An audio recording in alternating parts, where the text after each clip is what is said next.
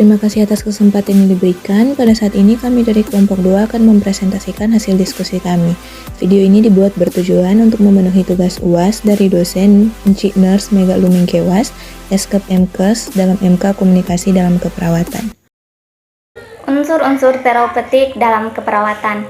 Unsur-unsur yang terkandung dalam komunikasi terapeutik meliputi 1. Keramahan. Keramahan seorang perawat dalam melangsungkan komunikasi kepada pasien merupakan langkah pertama guna memberikan kesan yang bermakna dalam hal perencanaan perawatan yang hendak dilaksanakan.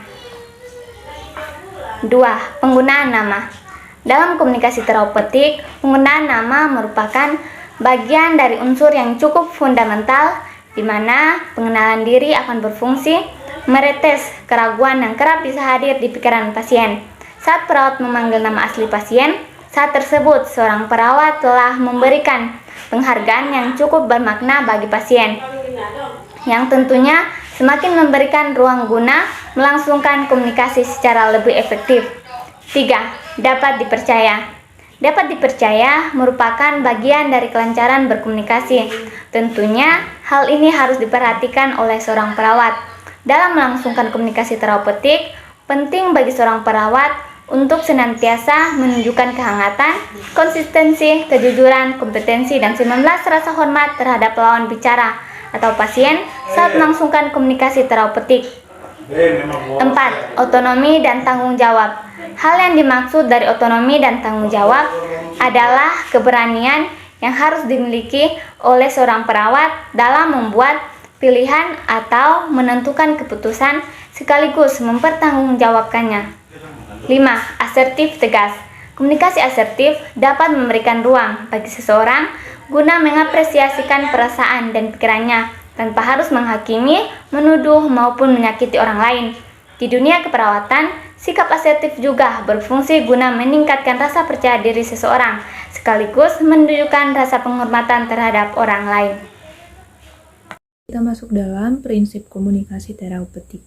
Prinsip komunikasi terapeutik dalam keperawatan dapat memperlancarkan seorang perawat dalam menentukan rencana, tindakan guna menyehatkan pasien.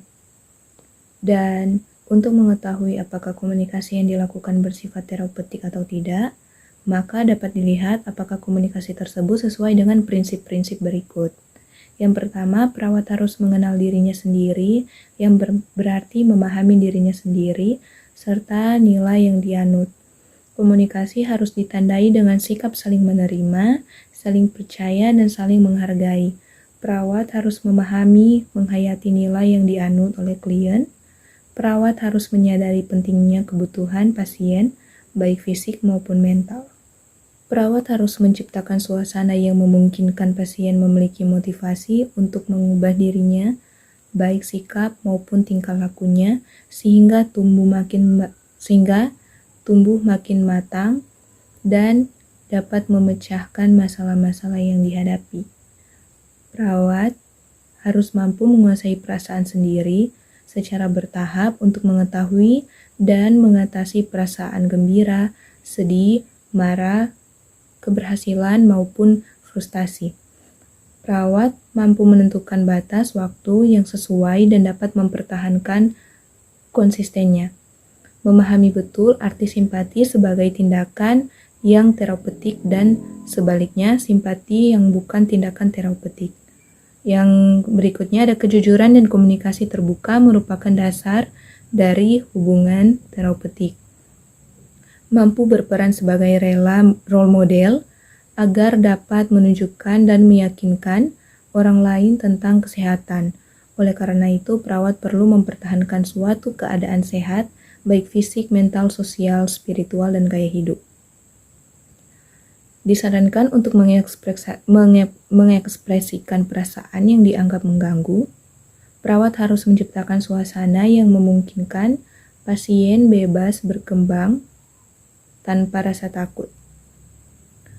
Mendapatkan kepuasan dengan menolong orang lain secara manusiawi berdasarkan prinsip kesejahteraan manusia, bertanggung jawab dalam 2 dimensi, yaitu tanggung jawab terhadap orang lain tentang apa yang dikomunikasikan. Yang keenam, perawat harus mampu menguasai perasaan sendiri secara bertahap untuk mengetahui dan mengatasi perasaan gembira, sedih, marah, keberhasilan maupun frustasi. Yang ketujuh, mampu menentukan batas waktu yang sesuai dan dapat mempertahankan konsistennya. Yang kedelapan, memahami betul arti simpati sebagai tindakan yang terapeutik dan sebaliknya. Simpati yang bukan tindakan terapeutik. Yang kesembilan, kejujuran dan komunikasi terbuka merupakan dasar dari hubungan terapeutik. Yang ke-10, mampu berperan sebagai role model agar dapat menunjukkan dan meyakinkan orang lain tentang kesehatan. Oleh karena itu, perawat perlu mempertahankan suatu keadaan sehat fisik, mental, sosial, spiritual, dan gaya hidup. Yang ke-11, disarankan untuk mengekspresikan perasaan yang dianggap mengganggu. Yang ke-12, perawat harus menciptakan suasana yang memungkinkan pasien bebas berkembang tanpa rasa takut. Yang ke-11, yang ke-13, altruisme, mendapatkan kepuasan dengan menolong orang lain secara manusiawi. 14, berpegang pada etika dengan cara berusaha sedapat mungkin keputusan berdasarkan prinsip kesejahteraan manusia. 15, bertanggung jawab dalam dua dimensi, yaitu tanggung jawab terhadap orang lain tentang apa yang dikomunikasikan. Sikap perawat dalam berkomunikasi. HBRJ 1982 mengidentifikasikan 5 sikap atau cara menghadirkan diri secara fisik, yaitu 1. Berhadapan.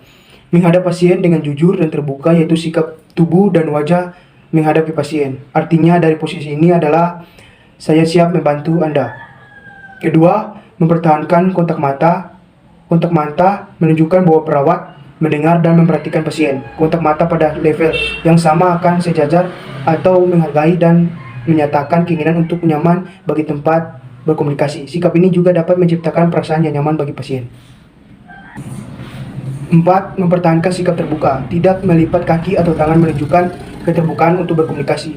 Sikap terbuka perawat akan meningkatkan kepercayaan pasien pada perawat atau petugas kesehatan lainnya. 5. Tetap rileks. Menciptakan lingkungan yang nyaman, rileks, dan menjaga privasi pasien sangat penting dalam membantu pasien untuk membuka diri. Sikap ini dapat mengontrol keseimbangan antara ketenangan dan relaksasi dalam berespon terhadap pasien. Sikap psikososial dan dimensi respon. Psikososial bisa diartikan sebagai suatu perubahan yang muncul di dalam kehidupan sebuah individu, baik di dalamnya yang termasuk hal yang bersifat psikologi ataupun adanya hubungan sosial yang terdapat pengaruh hubungan timbal balik. Ada juga yang dikaitkan dengan hubungan masalah kejiwaan yang terjadi di dalam masyarakat dan tentu saja bisa sangat mempengaruhi hubungan timbal balik. Dengan adanya suatu perubahan sosial dan juga gejolak sosial di dalam lingkungan masyarakat, di dalam keperawatan sendiri, psikososial bisa mencakup kesehatan mental dan juga dari kesehatan jiwa. Dengan psikososial juga dapat membangun emosional dari pasien dan juga perilaku yang bisa terlihat di dalamnya. Di antara 13 aspek psikososial yang keperawatan adalah meningkatkan kepercayaan diri, riwayat klien atau pasien, penampilan dan perilaku motorik, mood dan juga efek, proses berpikir, keterlibatan keluarga, kecemasan, kepanikan, hubungan sosial, pertimbangan fisiologis, sikap dan juga pendekatan perawat, dan interaksi. Kita masuk dalam dimensi respon. Dimensi respon ialah sikap perawat secara psikologis dalam berkomunikasi dengan klien. Dimensi ini berupa respon perawat yang tulus, menghargai, empatik, dan konkret. Dimensi respon dapat berupa ketulusan sikap perawat yang tulus dapat diungkapkan dengan keterbukaan, kejujuran, keikhlasan, dan peran aktif dalam berkomunikasi dengan klien. Respon yang tulus tidak mencerminkan kepura-puraan dan diungkapkan secara spontan sesuai dengan tanggung jawab dan wewenang. Berikutnya, menghargai perawat, menerima klien apa adanya. Tidak bersifat memvonis, mengkritik, mengejek, atau menghina, dan mempunyai rasa menghargai dapat diungkapkan dengan duduk dan diam di samping klien yang sedang menangis atau meminta maaf atas hal yang tidak disukai klien. Yang ketiga, empati, sikap ikut merasakan suasana hati dan memandang permasalahan dari sudut pandang klien akan memudahkan identifikasi permasalahan yang dihadapi. Perilaku yang menunjukkan empati meliputi beberapa sikap sebagai berikut. Yang pertama, memperkenalkan diri kepada klien, mencondongkan badan ke arah klien, merespon secara verbal terhadap pendapat klien, kontak pandang dan merespon isyarat nonverbal klien, menunjukkan perhatian, minat, ketulusan melalui ekspresi wajah, dan yang terakhir nada suara yang konsisten dengan ekspresi wajah. Demikianlah presentasi kami dari kelompok 2. Mohon maaf jika ada kesalahan dalam perkataan. Kami undur diri, terima kasih. Demikianlah presentasi dari kami, diucapkan terima kasih. Selamat datang di Universitas Pembangunan Indonesia Manado yang terletak dekat dengan kawasan bisnis Bahu Mall Manado. Tempatnya di Kelurahan Bahu, lingkungan 3 Manado, sangat strategis di pusat kota Manado. Dibangun di atas lahan seluas 2,5 hektar, Universitas Pembangunan Indonesia Manado berdiri megah dengan ruangan 7 lantai, terdiri dari ruangan kelas, ruangan kantor, perpustakaan, laboratorium komputer, laboratorium keperawatan, pengadilan semu, dan laboratorium bahasa, kantin, serta rooftop di lantai atas. Universitas Pembangunan Indonesia Manado memiliki 6 fakultas dengan program studi, yaitu Fakultas Pertanian, Prodi Agribisnis, Fakultas Hukum, Prodi Hukum, Fakultas Teknik, Prodi Teknik Elektro, dan Teknik Sipil, Fakultas Ilmu Sosial Ilmu Politik, Prodi Ilmu Politik, Fakultas Sastra, Prodi Sastra Inggris, Fakultas Keperawatan, Prodi Ilmu Keperawatan, dan Profesi Nurse. Didukung oleh sumber daya manusia yang berkompeten dan tersertifikasi, Universitas Pembangunan Indonesia Manado memiliki dosen dan tenaga kependidikan dengan latar belakang S2 dan S3 lulusan dalam dan luar negeri. Proses belajar mengajar dilaksanakan dengan teknologi informasi merujuk perkembangan dunia modern saat ini, dilakukan dengan sistem e-learning dan sistem ujian online atau online. Hasil tes terstudent Universitas Pembangunan Indonesia Manado dan fakultas menyebutkan lulusan UNPI sudah tersebar di dalam dan luar negeri.